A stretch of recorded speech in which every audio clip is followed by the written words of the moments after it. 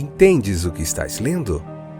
O podcast que te leva através das páginas da Bíblia. Livro por livro. Capítulo por capítulo. Uma exposição bíblica emocionante. Aperte os cintos e embarque comigo nesta viagem.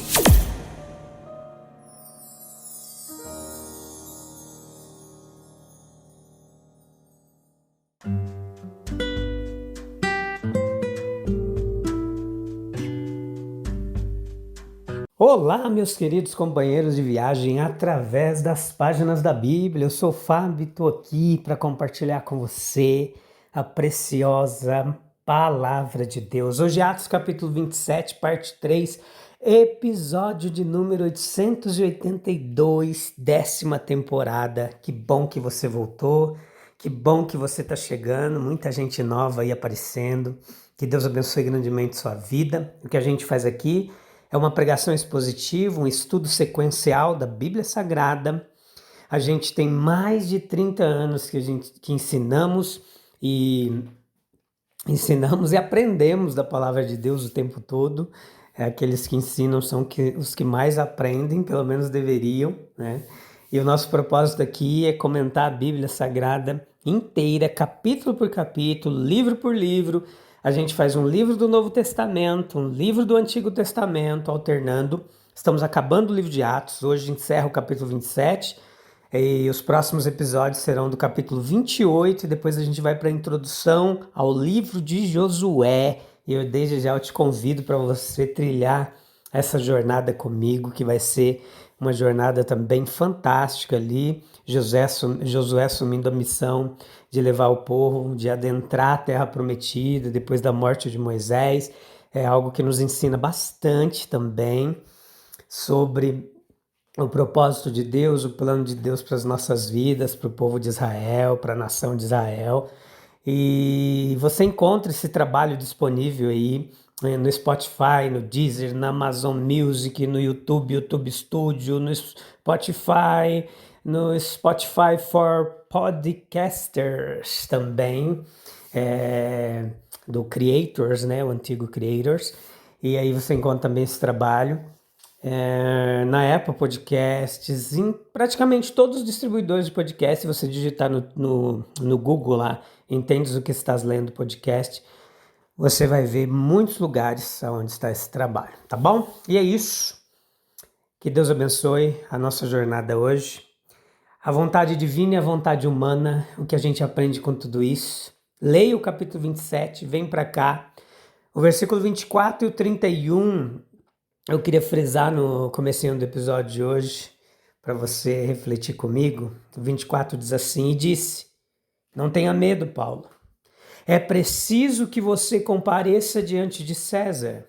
E Deus, em sua bondade, concedeu proteção a todos que navegam com você. Versículo 31. Paulo, então, disse ao oficial no comando e aos soldados: Se os marinheiros não permanecerem a bordo, vocês não conseguirão se salvar. Esses dois versículos apresentam uma aparente inconsistência. Como pode se perguntar, ambos podem ser verdadeiros? Se Deus tivesse dado a Paulo todos que navegaram com ele, e isso com tanta certeza que a gente vê no texto, e isso com tanta certeza que o apóstolo pôde dizer sem ressalvas, versículo 22, ninguém perderá a vida. Como poderia a deserção dos marinheiros, no versículo 31? Ter colocado em risco a segurança dos passageiros a ponto de Paulo exclamar: se estes não permanecerem, etc. A resposta a essa pergunta encontra-se na verdade de que as promessas de Deus aos seus filhos, elas são sempre condicionadas à obediência deles à sua vontade. Isso é tão verdadeiro e tão prático que não só é possível que provoquemos o não cumprimento da promessa divina, como é certo que o faremos se não cumprirmos as condições expressas ou implícitas. Nós podemos constatar ilustrações históricas deste princípio Gênesis capítulo 1, versículo 26 ou 31.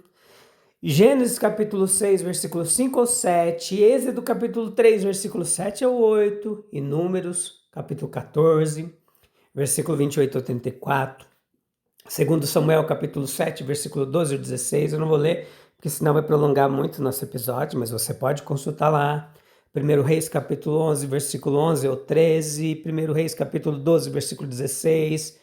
Algumas referências de promessas condicionadas a que o povo obedecesse e fizesse a sua parte. Nós temos ilustrações individuais também disso. A nossa entrada no reino de Cristo, nós sabemos que é da vontade de Deus que todos os que ouvem o Evangelho sejam salvos por ele. Está lá em 1 Timóteo capítulo 2, versículo 4. 2 Pedro capítulo 3, versículo 9. Ezequiel capítulo 33, versículo 11. Mas também sabemos que aqueles que não se arrependerem e não crerem jamais entrarão no reino. João 3,36, João 5,40, Atos capítulo 13, versículo 46. O nosso progresso na jornada cristã, e nela Deus deseja a nossa santificação. Ele determinou que aqueles que entram na vida pela fé em Jesus Cristo cresçam em graça, em força e em virtude. 1 Tessalonicenses 4,3, Efésios capítulo 5, versículo 26 e 27. No episódio de hoje a gente está deixando bastante referência para você. Mas é certo que se negligenciarmos os meios de graça e crescimento, não avançaremos, mas retrocederemos. João capítulo 15, versículo 4 e 6. Hebreus capítulo 10, versículo 23 ao 25.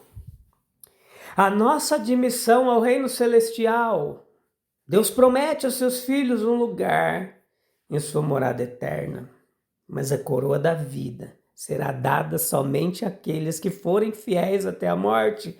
É o que diz Apocalipse 2:10. Somente aquele que vencer poderá comer da árvore da vida que está no meio do paraíso de Deus. Apocalipse 2:7. E Apocalipse 3:12 diz que ele será feito coluna no templo para nunca mais sair. Somente aqueles que aplicaram seus talentos será dirigido o muito bem, servo bom e fiel do Senhor divino. Mateus capítulo 25, versículo 14 ao 30. Hebreus 4:1 diz: temamos, pois, que apesar da promessa de entrarmos no seu descanso, nenhum de nós pareça ter falhado. O versículo 25 desse capítulo 27 nos fala claramente sobre a vitória da fé. Portanto, tenham bom ânimo. Creio em Deus, tudo ocorrerá exatamente como Ele disse. Portanto, meus queridos, tenham bom ânimo. A posição de Paulo na viagem, embora prisioneiro, ele era, na verdade, se comportava como comandante do navio e demonstrava um exemplo de uma influência positiva sobre todos aqueles ao seu redor. Essa era a essência de seu caráter. Não residia na sua superioridade intelectual, nem na mera bondade intencional de suas motivações, mas sim em sua consciência de comunhão direta com Deus. Deus havia falado com ele. A verdadeira fé vence o mundo, trazendo a luz de um mundo melhor, prevendo o fim, avaliando as circunstâncias presentes e mantendo a força física e moral. Ao elevar a vida individual à esfera dos propósitos divinos, Paulo sentia que vivia para Cristo e, como embaixador do reino dos céus, ele precisava ser protegido. Também alegrando o coração com benevolência, Deus te concedeu tudo o que navega contigo. A sensação de um valor filantrópico em nossa própria vida é maravilhosamente reconfortante. Estamos fazendo bem? O que isso significa? Onde estamos e como nos encontramos? Aqueles ao nosso redor devem louvar a Deus por nossas vidas? A vida vitoriosa da fé é a única vida que vale a pena viver. Existe o naufrágio da confiança mundana. A sabedoria humana, a força física, a supremacia política, tudo falha. Nossa tentação nesses dias é confiar em planos de reparação social. Só o cristianismo pode dizer: tenham bom ânimo. O cristão diante do sofrimento e da morte, exemplos semelhantes aos de Paulo. E aí então vem a prova de confiança, e o que queremos dizer? E o que queremos é dizer: eu creio em Deus. O ministério do cristão em um mundo que perece e se desespera. Cada um capaz de dizer a alguns em algum lugar: tenham bom ânimo. Esse é o poder profético do cristianismo. Não se trata de devaneios ociosos, nem de previsões fanáticas de eventos, mas da certeza do futuro aplicado ao presente. Aquele que pode dizer: creio que assim será. E que pode demonstrar por sua fortaleza e alegria que realmente crê nisso. Será como uma luz na escuridão do mundo. Quando a gente lê o versículo 30 ao 32 desse capítulo 27, a gente vê um vislumbre da natureza humana no seu comportamento. Em várias vertentes diferentes, mas numa mesma conjuntura. O episódio contido nestes poucos versos, eles são repletos de efeitos surpreendentes. Se a gente prestar atenção, ele revela a natureza humana tão única e ao mesmo tempo tão múltipla. Em seu último aspecto, e não no primeiro, convida-nos a observar, a maravilhar-nos e, se formos sábios, a estar atentos e a aprender com o tempo. Observemos a manifestação da natureza humana. Paulo, sob qualquer perspectiva, era o personagem, o herói do barco. E não devemos nos contentar em não conhecer nada dele que se revele à nossa vista. Muita coisa se revela. Ele emerge agora, não pela primeira vez desde o início da tempestade. Seria muito longe da verdade dizer agora que apenas a natureza humana nos foi revelada. Não. A submissão da natureza humana talvez ainda não fosse perfeita. Contudo, não havia um conflito voluntário. Romanos capítulo 7, versículo 15 ao 25. Nenhum conflito grave, nenhum conflito distorcido entre o humano e o divino nele. Paulo foi o único observador calmo de tudo o que aconteceu. Era o olhar dele que lia e que então se dedicava a ler a natureza nos outros. De fato, em qualquer momento fazia parte de sua função justamente isso.